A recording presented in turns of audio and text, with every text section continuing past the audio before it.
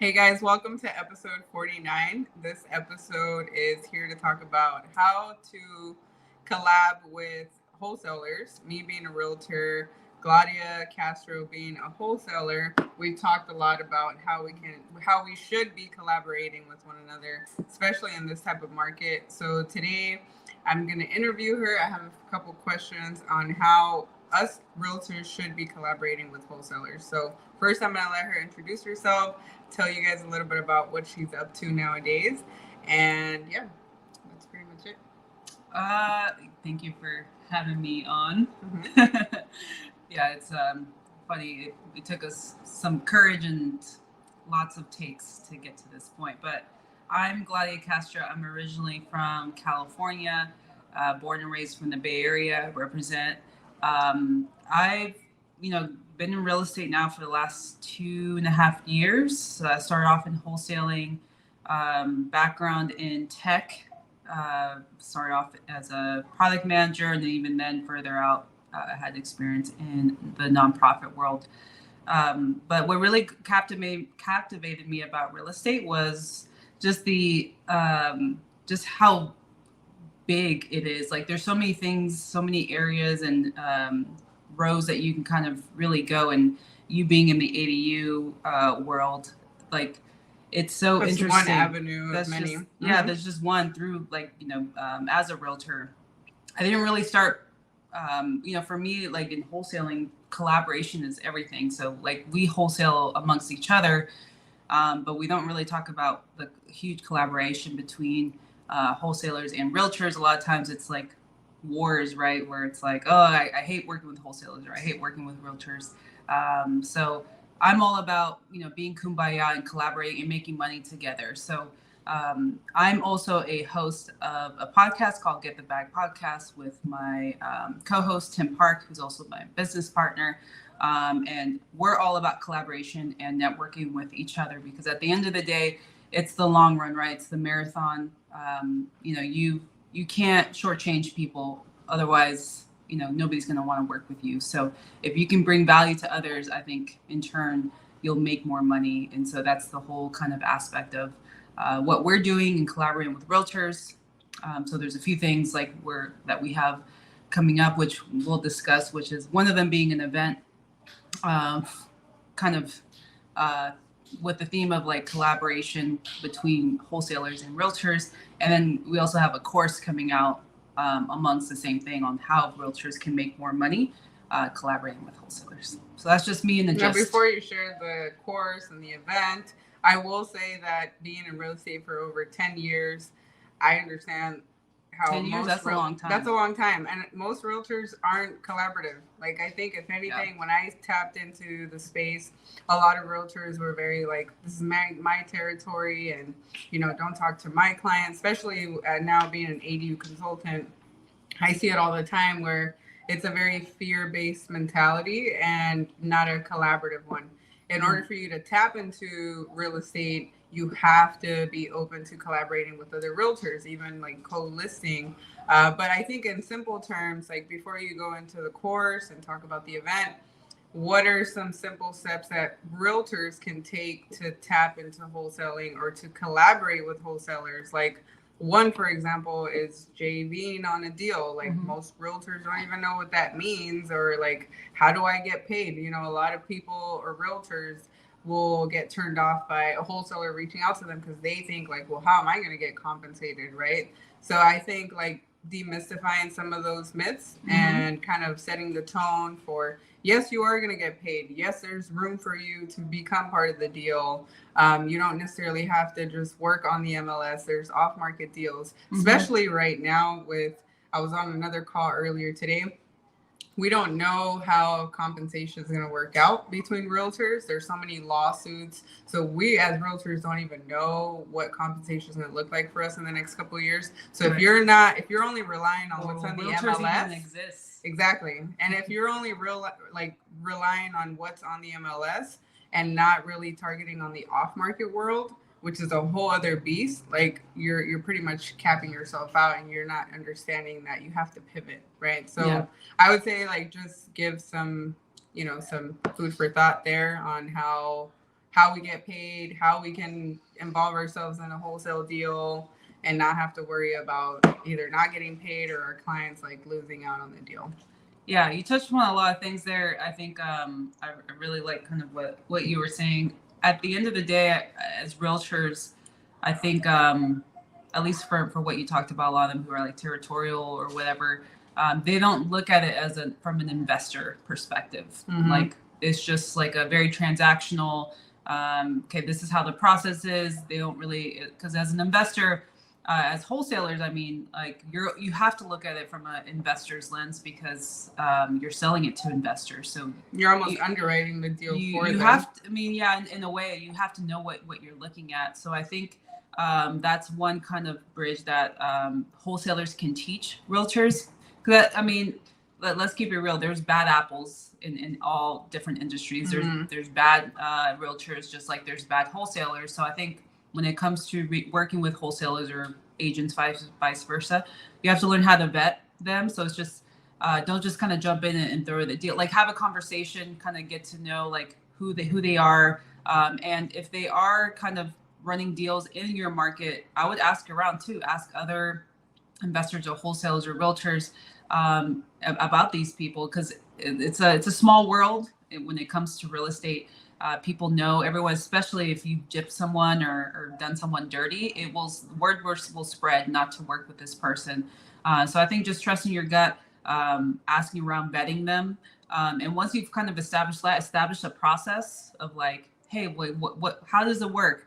As wholesalers, we typically are direct to sellers when it comes to off market. So we're really good at getting in touch with sellers who are in distressed situations that have problems.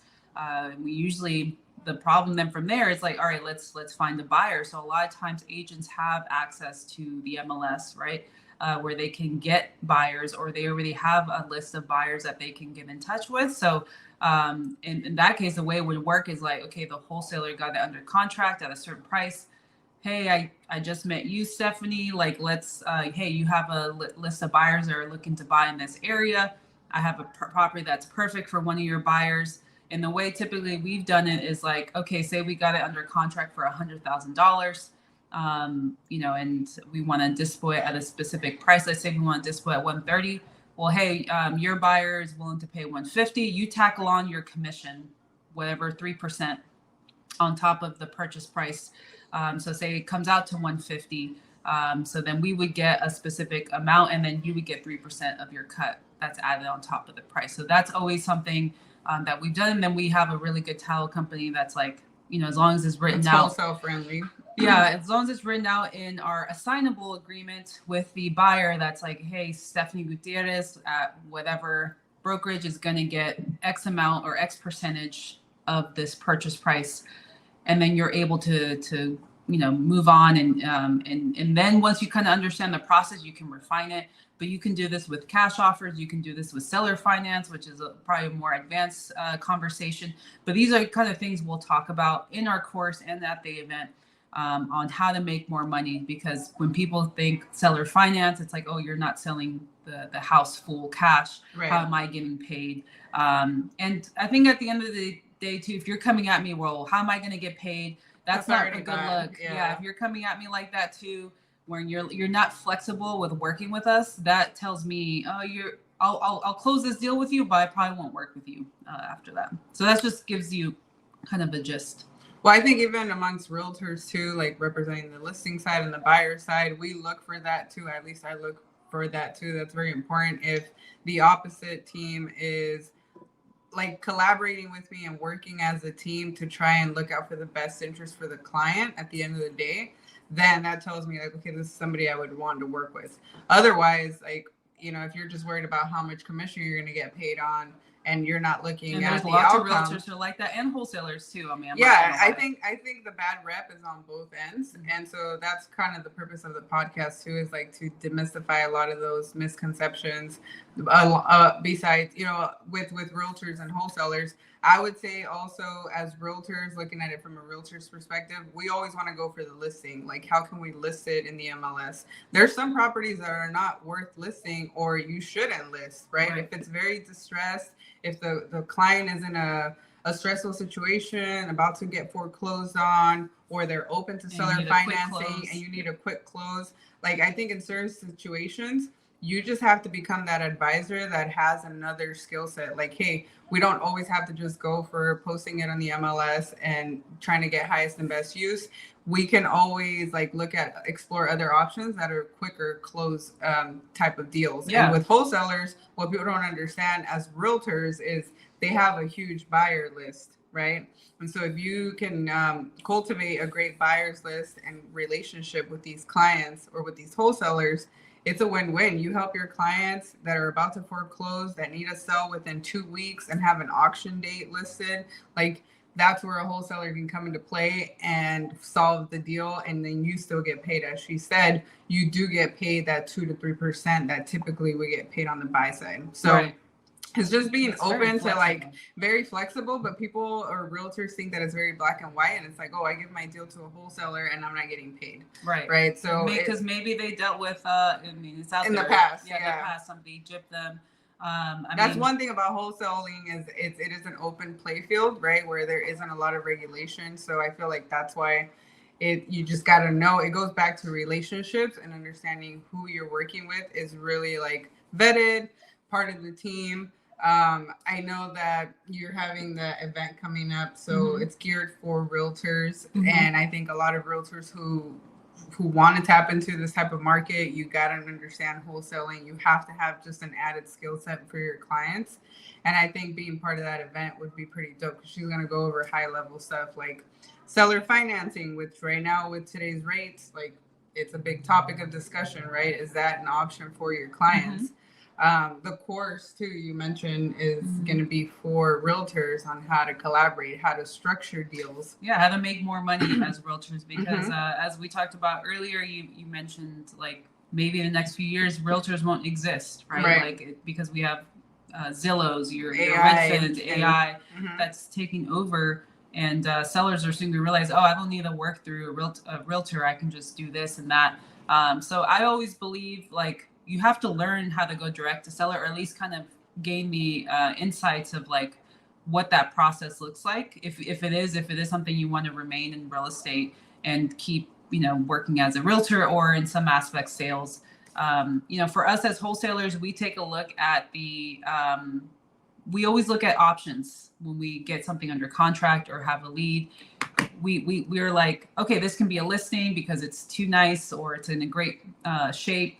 The seller wants a higher price, or hey, they have this and that. So we're able to strategize, and that's where the investor insights is really useful, that a realtor can learn from as well. So kind of understanding when they see a specific type of property, they can be like, this probably doesn't make sense to list. Instead, let's do this. And you're still adding value. Adding value isn't only listing it. Like there's other opportunities that you can use. We did this specifically with one realtor who reached out to us that it was a similar situation. The property was in foreclosure. She literally had 2 weeks. It didn't work as a listing, and she had 2 weeks to close. And she was literally like, what do I do it? What do I add in my agreement? So we told her exactly what to add, to just say, hey, you basically have to just say there's a specific clause I probably would list or check in with your real estate attorney, not an attorney by any means, but listing something along the lines like, hey, I'm a realtor, but I'm also given the option to assign this agreement, and was able to find a buyer and actually made more money than what she would have if she listed it. So this is why the power of collaboration is so key.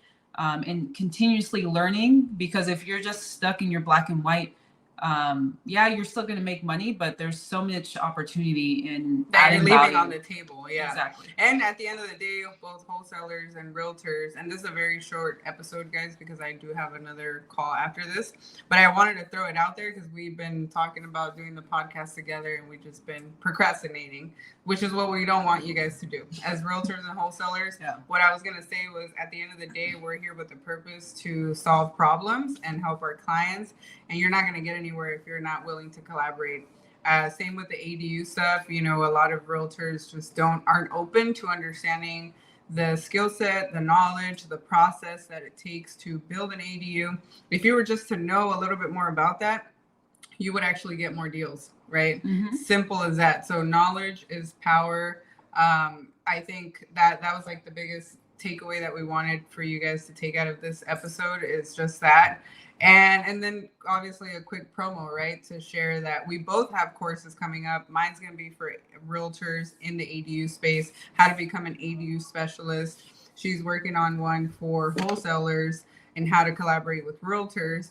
And then we also have meetups. So learn from that alone too, right? If you don't want to like collaborate with anyone, maybe start doing your own meetups, start doing your own course, create your own network of trusted people, because it is a people's business, both relationship and clients. So yeah, that was pretty much what I wanted to share today. Yeah, and our event is, I believe, February 10th. That's Saturday.